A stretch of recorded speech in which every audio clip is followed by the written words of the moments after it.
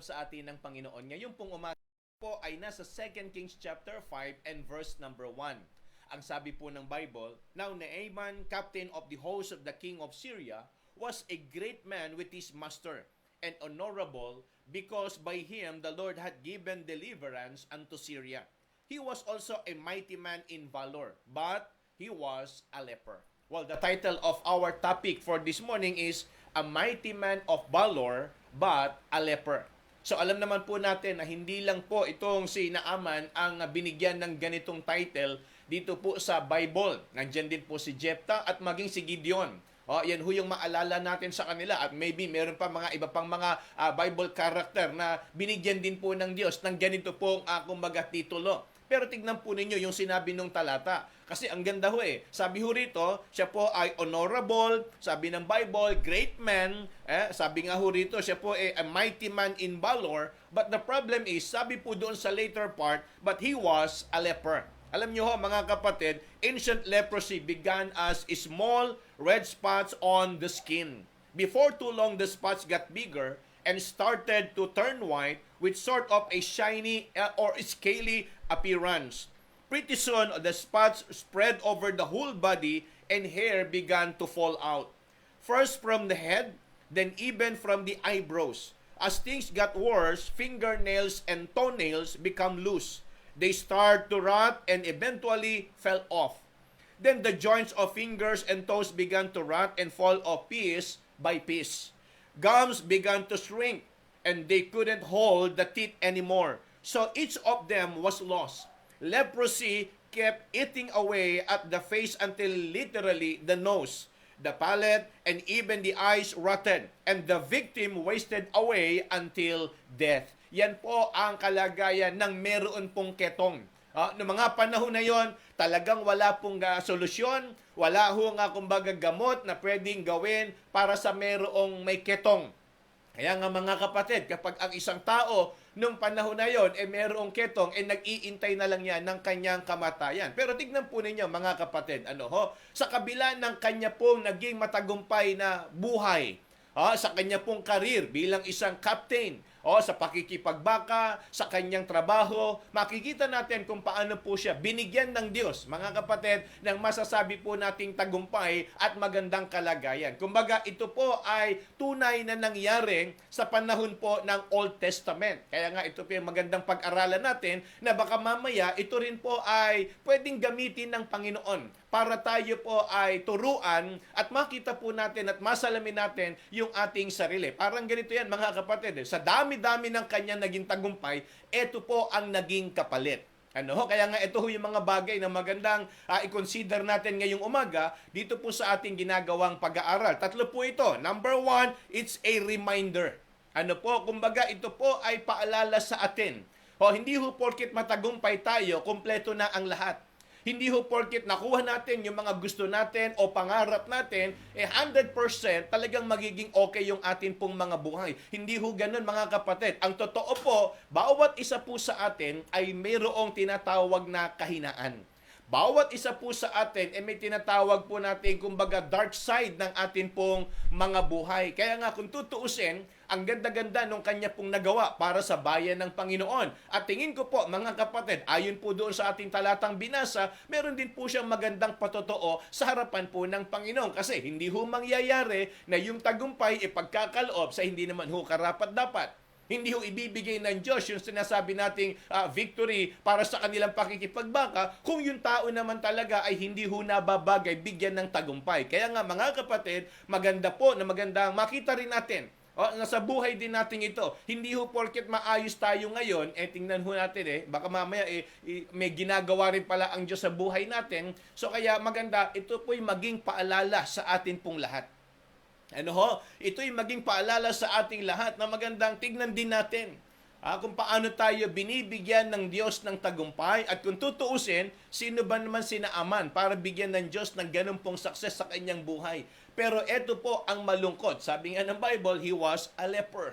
Kaya nga tandaan ninyo mga kapatid, laging ilagay natin yung sarili natin sa ideyang hindi ho po pwedeng kapag nakuha na natin yung gusto natin, makakalimutan na natin ang Diyos. Hindi ho po pwedeng pag tayo po ay nandoon na sa rurok ng tagumpay, makakalimutan na ho natin na may Panginoon sa atin pong mga buhay. Kaya nga, maganda po siguro, mga kapatid, ito'y paalala po sa atin, sa ating lahat, na kung tayo po ay binibigyan ng Diyos ng magandang kalagayan, wag ho nating makalimutan, may Panginoon pa rin tayo. At meron pa rin tayong kailangan sa Kanya. Meron pa rin ho tayong bagay na dapat ayusin sa atin pong mga buhay. Kasi tingnan nyo, kahit maayos tayo sa ating career, kahit okay tayo financially, kahit okay tayo sa maraming bagay na ginugusto natin, mga kalagayan ng buhay, o kaya yung mga pinapangarap, pero tignan nyo ho, bakit pinapayagan ng Diyos na kung minsan tayo po ay nagkakaroon ng karamdaman?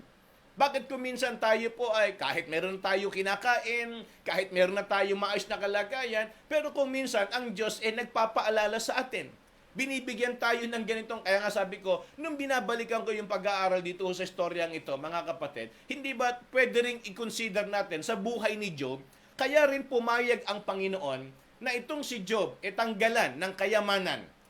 Tanggalan ng mga masasabi nating mahalaga sa kanyang buhay. Kasi para ipaalala rin kay Job, hindi lang to para pagbigyan si Satanas.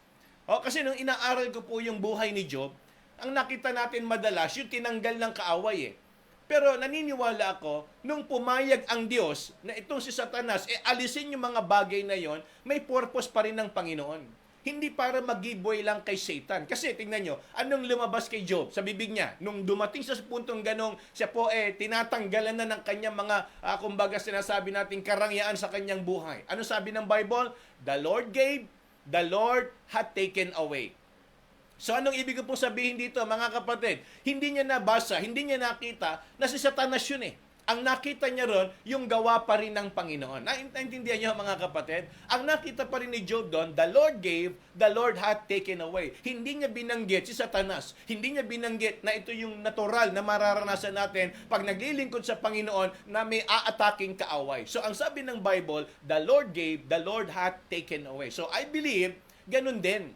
Kung tayo po ay binibigyan ng Diyos, ng masasabi po nating tagumpay, pero ang Diyos ay lagi ho nagpapaalala sa atin. Kung minsan sa dami ng tagumpay, ito yung parang pinaka-tax natin sa Diyos. Dito binabawas ng Panginoon yung atin pong mga tinanggap sa Kanya. Kaya nga, mga kapatid, ito po ay pwedeng magsilbing paalala kay Naaman at maging sa bawat isa rin po sa atin. And second thing is, it's a tenderizer.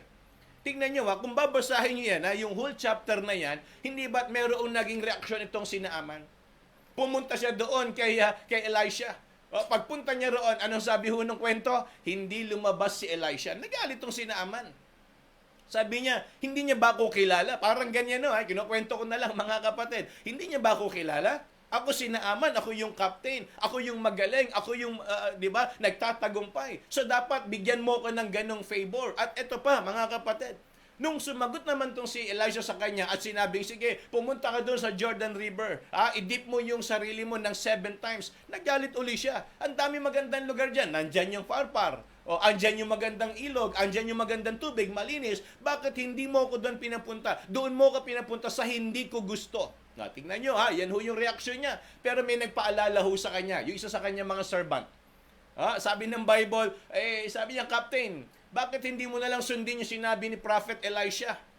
Bumunta ka na lang doon at gawin mo kung ano sabi. Sabi naman niya, ikaw gagaling, ikaw magiging malinis. So anong sabi ho ng kwento, mga kapatid? Sa madalit salita, wala ho siyang nagawa. Anong nangyari? Siya po ay sumunod sa kung ano yung sinabi ni Prophet Elisha. So kung minsan, kaya tayo binibigyan ng Diyos ng ganyang sitwasyon, hindi ho para saktan.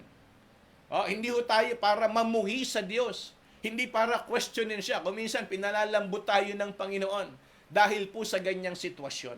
It's a tenderizer. Kumbaga sa para tayong karning pinakukuluan. Kailangan pa ng matinding init para lumambot. Kailangan pa ng matinding kulo para tayo ay maging soft and tender. So, ganun din mga kapatid. Para sa akin, yun ang aking naintindihan dito, mga kapatid, na gusto ko lang pong ibahagi sa inyo na kung may mga sitwasyon man tayong hindi maganda, sa kabila ng dami ng atin pong nagiging tagumpay, sa dami ng atin pong nagagawang maayos sa ating buhay, bakit may sumisingit at may dumarating na ganitong sitwasyon? Kung minsan ginagamit ng Diyos para pampalambot. Kumbaga ito yung neutralizer din natin. para hindi tayo maging matayog, para hindi tayo magmayabang, para wag tayo magmapuri sa ating mga narating o sa ating sarili. Kaya nga yan ho ay hindi lang paalala, yan din ay ginagamit ng Panginoon para tayo ay payukuin, para tayo ay pasunurin. Imagine po ninyo, ano tingin ni Naaman sa sarili niya? Magaling. Anong tingin ni Naaman sa sarili niya? Special. Anong tingin ni Naaman sa sarili niya? Dapat binibigyan ng pabor. Yun ang tingin niya. Pero anong sabi ng Bible? Hindi humarap si Prophet Elisha. Bagko, sinabihan niya daw yung messenger, sabihin mo kay Captain, ganito yung kanyang gawin. Kaya nga nagpuyo siya sa galit eh. Pero ganun pa man, wala siyang nagawa. Kaya nga mga kapatid, paalala ko po, kung meron ng mga pangit na sitwasyon sa buhay natin, ulitin ko, hindi tayo para saktan, hindi tayo para pahirapan, at higit sa lahat, hindi para mamuhi sa Diyos. Para mas lalo nating makita na kailangan pala natin siya. Hindi porket nagtatagumpay, hindi na natin kailangan ng Panginoon.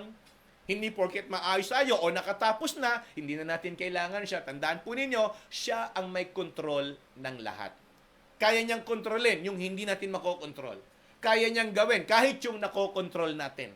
Tandaan niyo mga kapatid, siya ang Diyos at siya lang ang may karapatan at kapangyarihan na gawin ang lahat ng kanyang gusto. Kaya nga, yan po magandang makita po natin sa ating mga buhay. And last but not the least, it's a purifier. Kasi sabi ng Bible nung siya po ay sumunod, anong nangyari? Sabi ho ng Bible, para bang, ewan ko pa kung ano yung nangyari kakaiba doon. Kasi nga, talagang may miracle tingnan nyo para sa ating paglulundo. Ito ho yung talatang binabanggit ko, yung verse number 14. Tingnan po natin. Sabi po rito, then went he down and dipped himself 7 times in Jordan, according to the saying of the man of God. And his flesh came again like unto the flesh of a little child, and he was clean. So imaginein po ninyo, mga kapatid, ang sabi ng Bible, like unto the flesh of a little child. Kung susunod lang naman talaga tayo sa Panginoon, kaya niyang gumawa ng himala Kung talagang susundin natin yung sinabi ng Bible, naniniwala ko, walang imposible. Imaginein po ninyo, gaya ng binanggit ko, yung ketong dati, unti-unti yan, na parang kinakain yung laman hanggang sa matanggal yan, mabulok, ang pangit ng itsura. Imagine niyo paano nagiging masaya si Naaman. Habang nakikipagbaka, masaya siya kasi nakikita niya, nananalo siya, and then, pag uwi niya, doon siya nalulungkot. Parang hindi siya makapagsaya kasi nakikita niya yung sarili niya. Nakikita niya yung sarili niya na nagtagumpay siya, pero pag uwi niya, nakikita niya, natalunan siya sa kanyang buhay. Pero alam sabi ng Bible, ito kumbaga, matutunan nating lahat. Kung tayo matututong sumunod, kung tayo po ay matututong magtiwala sa Panginoon, mga kapatid, ito ang mag-aayos at magtatama at magpapaganda ng ating pong mga buhay. Tandaan po ninyo, kahit gaano tayo kagaling, hindi pa rin tayo hihigit sa kagalingan ng Panginoon. Kahit gaano tayo katalino, hindi pa rin tayo hihigit sa karunungan at katalinuhan na meron ng ating pong Diyos. So kaya anong ibig ko sabihin mga kapatid? Mas magandang tayo po matuto na lang na sumunod at magtiwala sa kung ano po yung pinagagawa sa atin ng Panginoon. At kita nyo na po anong naging lundo. Kung nanatiling galit itong si Naaman, hindi sa sumunod, ano kaya mangyayari sa kanya? Habang buhay niyang pagdurusahan yung kanyang hirap. Kaya nga siguro mga kapatid, ito ay paalala po sa ating lahat. Kung meron man tayong ganitong kagayang sitwasyon, mga kapatid, ang maganda ho siguro, magpakumbaba na lang tayo. Ano man yung mga bagay na nakita natin parang hindi fair sa atin, not fair enough sa palagay natin. Kasi tingin ni Naaman, unfair to Pinuntahan ko si Elisha, bakit hindi siya lumabas? Imagine po ninyo pumunta ako, bumiyahe ko nandun na nga ako sa harap ng bahay niya, hindi man ito lumabas. Unfair, tama, sa tingin ni Naaman. Pero kung ganun pa rin na naging pananaw niya at hindi siya nagpakumbaba, walang mangyayaring maganda at maayos sa kanyang buhay. Kahit gaano siya kagaling, kahit gaano pa yung kadami yung kanyang naging tagumpay, uuwi pa rin siya ng bahay na may iniindang sakit. Sabi ko nga, hindi naman tayo sa labas mananatili Tayo po uuwi at uuwi pa rin sa ating mga tahanan. At pag uwi natin, at the end of the day, marirealize natin, meron nga ako mga naipundar, meron nga ako mga nabili, marami nga ako naging tagumpay, marami nga ako mga naging titulo, pero pag uwi ko ng bahay, malungkot naman ako. Kasi wala namang magagawa yun kung tutuusin para bigyan tayo ng happiness. Sabi nga ni King Solomon, kahit makamtan mo pa ang lahat ng meron sa mundo, ang lahat ng yan walang kabuluhan. Vanity. If he shall gain the whole world and lose his own soul. Anong sabi ng Bible? What can a man in exchange? Para ano yung pagpapalit natin? Ano yung pwede nating itumbas sa ating pangangailangan sa kaluluwa para sa mga meron sa mundong ito? Mga kapatid, tandaan po ninyo, ito'y magandang paalala po sa ating lahat. Kumbaga, kahit pa nagtatagumpay tayo, ang Diyos ay laging merong paggawa sa atin pong mga buhay. Kaya nga, ang maganda, sundin na lang natin siya, paniwalaan na lang natin siya, at gawin na lang natin kung ano po yung sinasabi ng Panginoon para sa atin. Kaya nga, sana sa umagang ito, tunay po na tayo ay napagpala at natuto ng salita po ng Panginoon. At samantala, ito po ang ating trivia for this morning. Ilang beses siyang nag-dip sa tubig itong sina Aman para gumaling sa kanyang ketong. Yan ho ang ating trivia ngayon pong araw na ito. Ilang beses siyang ilang beses siyang nag-dip sa tubig na sinabi ni Prophet Elisha na gawin niya. Ilang beses daw po yan. Kung alam niya po ninyo yung tamang sagot, i-comment nyo na po mga kapatid. At ito naman po ang mga sumagot ng tama kahapon sa atin pong trivia, ayon sa pinag-aralan na ilang miracle ang ginawa ni Elisha according doon po sa ating naging topic. Kasi marami po yan sa chapter 3 ang pinag-aralan po natin, ilan lang po doon, mga kapatid. Ang tamang sagot ay 3. Ayan. So, ulitin ko po, hindi lang 3 ang nakapaloob na miracle sa chapter 3. Kaya lang, ibinagay ko lang po doon sa chapter. Dahil sa chapter 3 tayo, chapter 4, yun ho yung sagot natin doon sa ating pinag-aralan. 3 miracle. Ayan. Ito po ang mga sumagot ng tama. Kahapon, number 1. Naku, napalitan yung number 1 natin. Ang number 1 ay si Ate LV Bautista. Ayan. Good morning, Ate LV. And then, ang pangalawa po natin ay si Ate Rose. Ayan. Siya po ang number 2. Ate Rose, hello po sa inyo. And then, ang pangatlo natin ay si Sister Weng. Nako, congratulations sa inyo po. Sa mga nag-number 3. Number 1, number 2, and number 3. Kay Ate LV, at maging kay Ate Rose, at maging kay Sister Weng. Ayan, congratulations at palakpakan po natin sila. Ayan. Ang number 4 naman ay Sister Gypsy. Ang number 5, si Ninang Kiten. Good morning, Nang Kiten. Number 6, si Ninang Alice. Number 7, Sister Glidel. Number 8, Sister Hannah. Number 9, si Ate Carmen Ilalim ng Vietnam. And number 10 ay walang iba kundi si Sister Jen Baculpo. Ayan, congratulations sa inyo. Kayo ang top 10 yesterday. Palakpakan nga po natin sila, mga kapatid. Kasi natutuwa tayo dahil itong mga kapatid natin ay hindi lang ho natin kasamang nag-aaral, hindi talagang nagpa-participate pa. Talagang binibigay nila yung kanilang kumbaga undivided attention sa pag-aaral ng salita ng Diyos. Yun nga lang, wag mo sa bandang dulo lang kayo nakikinig. Talagang pakinggan po ninyo simula hanggang matapos. Kaya talagang para makasagot po kayo ng tama. Meron pa, pang number 11 natin si Kuya Joe, at pang number 12 ay si Preacher Rodel. Ayan. So sila po ang mga sumagot ng tama yesterday. At paalala ko lang po, mga kapatid, ongoing po ang ating klase para sa OCC sa mga bata dahil bukas, dyan po yan sa church, yung tinutukoy ko, bukas ay graduation na po. Naku, nakakatuwa. Kagabi, nakita ko yung mga ilang teachers at yung mga workers natin nagpe-prepare na nung mga ide-decorate. Yung mga teachers na nandiyan kagabi at yung mga workers natin, yung mga preachers natin, naku, nagpupuyat para ihanda yung ating mga kailangan para sa graduation sa darating na bukas. Ayan, graduation na po kasi ng OCC ng mga bata tomorrow. Kaya yung mga meron pong commitment, at yung mga gustong ipanalangin na maging matagumpay po ito, kayo po ang aming mga hinihilingan at kayo po ang aming mga kailangan. So kasi malaki po ang inyong maitutulong para po sa gawain ng mga bata. At yan ho para po sa darating na linggo sa bukas. And then mamayang hapon, tuloy pa rin po ang ating evangelistic. Kaya nga mga kapatid, naku po, manalangin tayo ng maayos na panahon kasi po ayaw nating masayang yung mga pagkakataon na tayo po ay nakapagbabahagi ng salita ng Diyos. Dahil mahalaga ang kaluluwa. Kailangan po ng kaluluwa ang kaligtasan. Kaya tayo po ay patuloy na nananalangin sa Panginoon at siya ay laging magligtas ng mahalagang kaluluwa. Kaya nga mga kapatid, suportahan ho natin yung ating mga gawain at ipanalangin natin na sana talagang wag nang manalasa pa ito masamang panahon na ito. Lalo na bukas, dahil araw po ng Panginoon, araw ng Linggo, ang mga manampalataya ay dapat sa gawain po ng Panginoon. Ito ho, mga dapat nating isama sa pananalangin.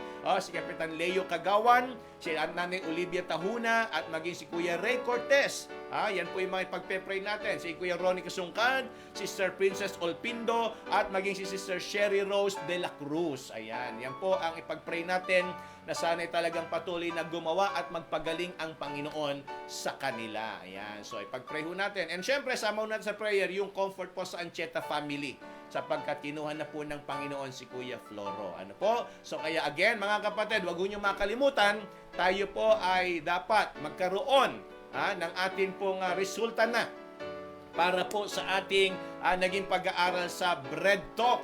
Yan po, tapos na ho yung ating sumunod na quarter. Pero pag-pray ho ninyo kung sino ba talaga ang bibigyan natin ng award para po doon sa top 3 natin. Ayan, ako, ito, excited na rin po akong malaman sino ba yung top 3 natin sa quarter na ito. Pag-pray ho ninyo na sana talagang maging masaya at matagumpay po itong ating ginagawa. And gusto lang natin batiin si Brother Roden. Nandyan po yan sa church ngayon. Kasama po sa nag-aral ng salita ng Diyos. At maging si Nanay Tessie Lopez. Dyan po yan sa Letre. Good morning po sa inyo at purihin ng Panginoon. Talagang to si Ate Nanay Tessie talagang nakasuporta po. Hindi lang dyan sa gawain sa Letre, maging dito po sa bagong baryo. At gusto lang natin silang batiin. At maging si Ate Lita Dumlao. Good morning po sa inyo. Ate Beron, good morning din. At maging si Brother Ronnie Leona, good morning sa inyo. At maging si Lorena Lacuna. Ayan, sila po yung mga kasama natin ngayon pong umagang ito. Pinababati lang ni Ate Sara. Good morning po sa inyo sa mga kasama natin na nag-join ngayon pong umaga. Again, mga kapatid, pag-pray ho natin na maging matagumpay yung gawain ngayon at gawain bukas. Again, sa lahat ng mga nag-join, maraming pong salamat. Ingat po tayo palagi and good morning to everyone.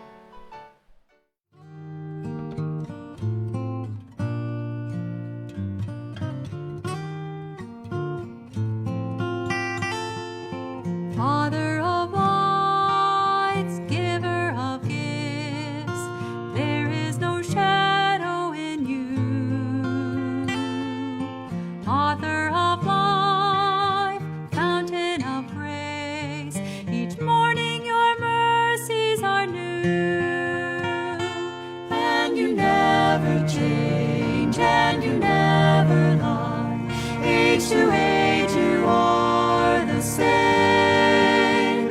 I will trust in you, all your faithfulness, for I know you never change. Father of love, source of all good, tower of strength and my shield, when you gave your Son for those who rebel, your love for the world was revealed, and you never change, and you never lie. Age to age you are the same. I will trust in you, all your faithfulness, for I know you never change.